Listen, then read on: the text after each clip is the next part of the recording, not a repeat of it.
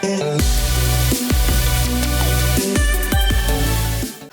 up guys, it's Drac, and continuing with our reviews, this is the one that I'm personally most excited about. It's not a secret, I really like stripes. I think that semi-auto flywheel blasters are the bomb. New body types for them are awesome. Obviously,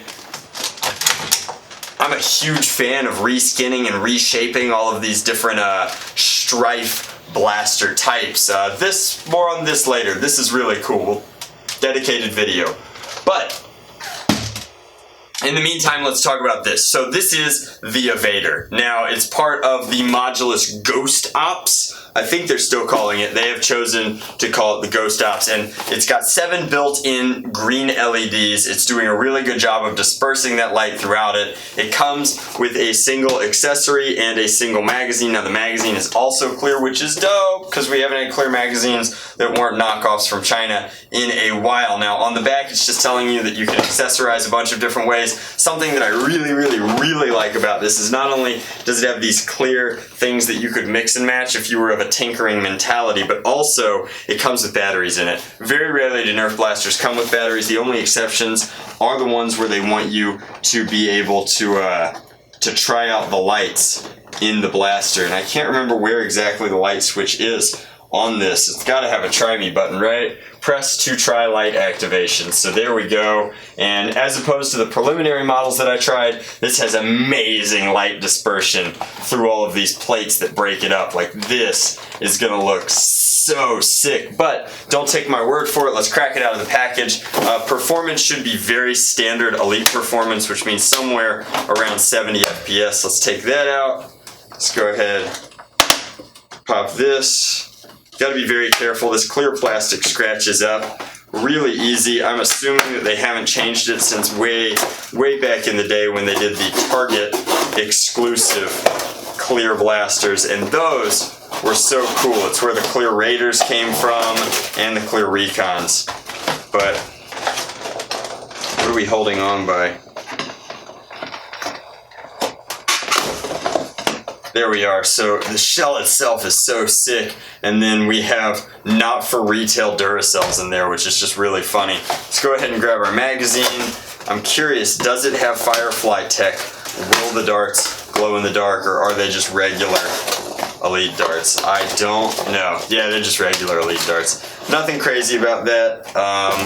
It does have a side-loading magazine, which stinks for some reasons. Like, obviously that doesn't play super duper well with some of our aftermarket cage geometries, but it's unique, it's different. I'm normally not a fan of side-loading magazines as they throw off the weight of a blaster, but I'll try any new semi-auto flywheel once. So once you install this, it is installed. That's just food for thought. If you're ever gonna modify one of these, don't do this step immediately, but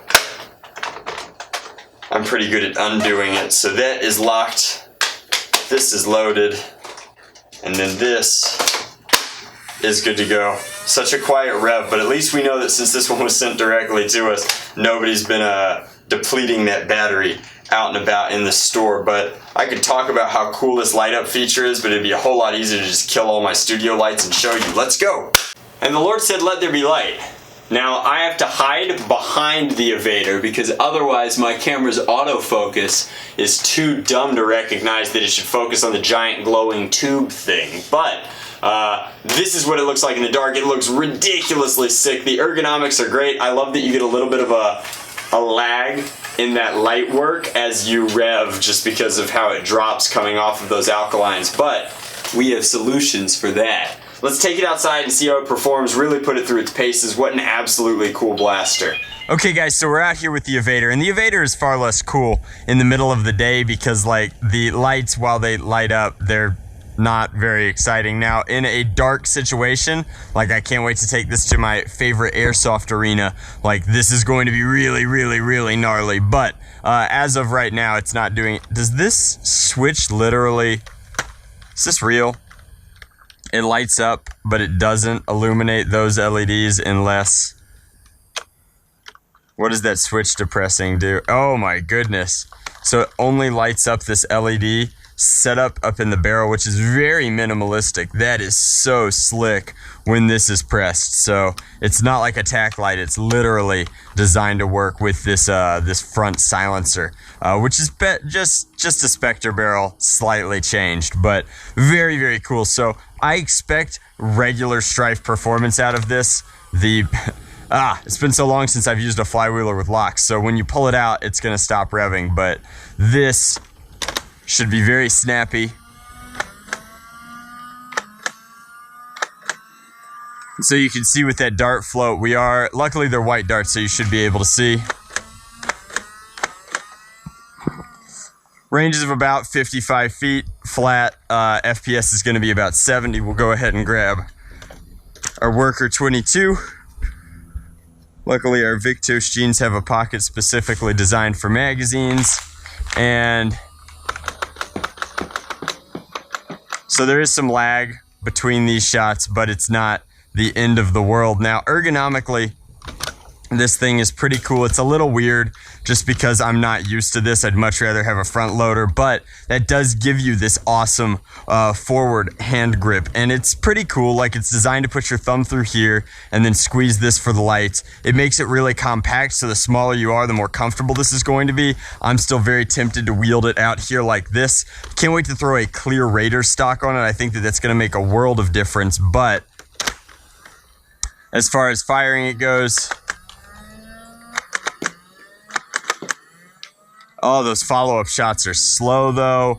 I do just want to point out that it's really cool. For the first time in, I think, ever, possibly, we have a fully clear flywheel blaster, so you can really see the inner working mechanisms, including how this flywheel system works. And I think that that's really neat. You can see just how little crush a stock flywheel cage setup has. I love that the cage itself is clear. I'm going to feel really bad about gutting that and changing it all up, but so